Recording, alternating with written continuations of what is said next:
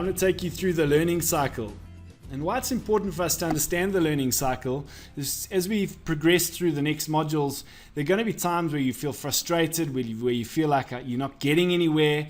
And it's important to understand what stage of the learning cycle you're going through. Every single one of us has aspects of ourselves in each of these 4 quadrants, and we don't sit in one quadrant only at a particular time.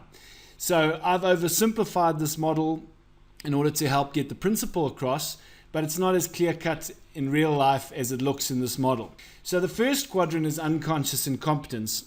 Those are the things that I don't know what I don't know. If I don't know about it, then I can't be competent at it. The next stage is conscious incompetence. That's when we become aware of that area that's not working. That's when we become aware of that area where we're getting negative results and we may not realize that it's something we're doing.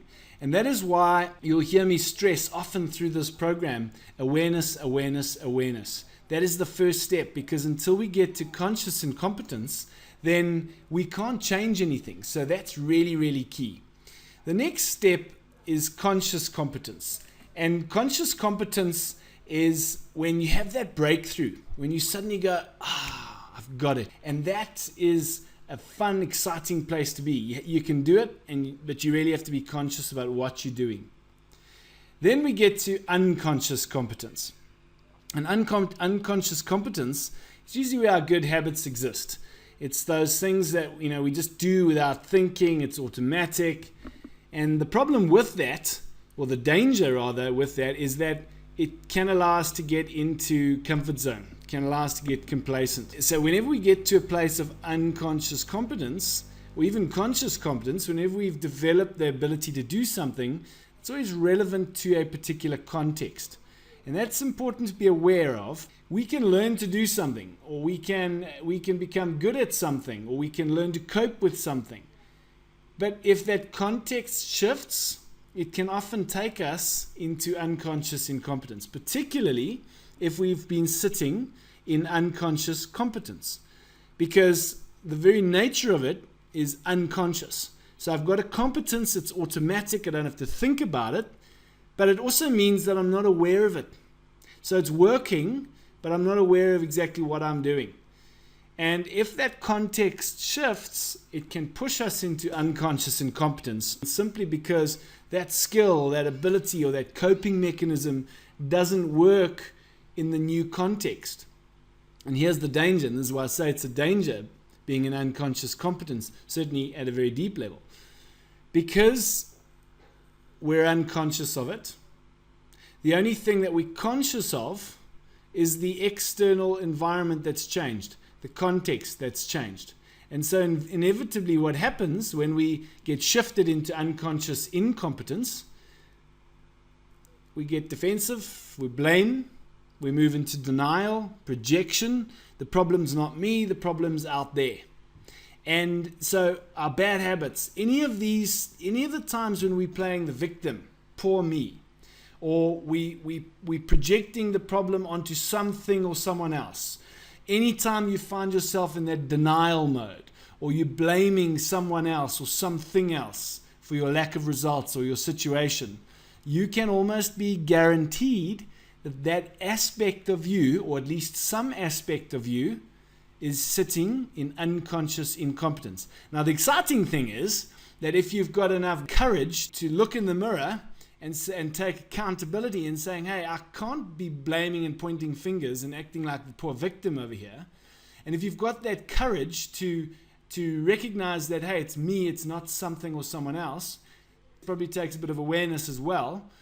Then what it does, it gives us enormous opportunity to move up into conscious incompetence, and that is where our growth happens in life. Because without conscious incompetence, growth doesn't happen. And as you'll see there, along with growth, are things like uncertainty, feeling out of your comfort zone, frustration, confusion, stress. And often we look at stress, confusion, frustration, uncertainty, feeling out of our comfort zone as these really negative things. And when we get frustrated, we see it as a problem or something holding us back. When in actual fact, that is where our biggest growth in life happens. Whenever you feel frustrated, confused, stressed, uncertain, know something, that growth is happening. And if you stick it out and you don't default back into unconscious incompetence, because sometimes that's what people do, it's a lot easier to blame than to accept blame.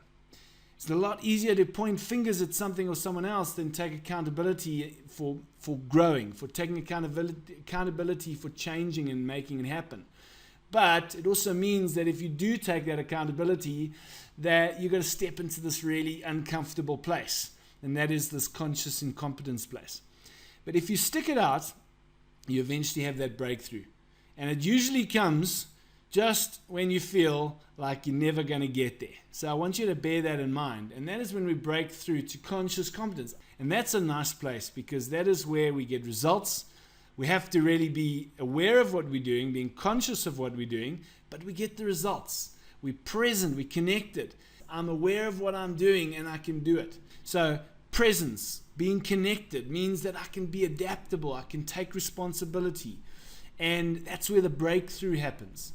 It also allows us huge creativity and allows us to be dynamic and shift with the changes of the context when they change. The minute that we get too unconscious with what we're doing, we are in danger zone, because the context is not static anymore. It's dynamic, it's changing, it's shifting all the time.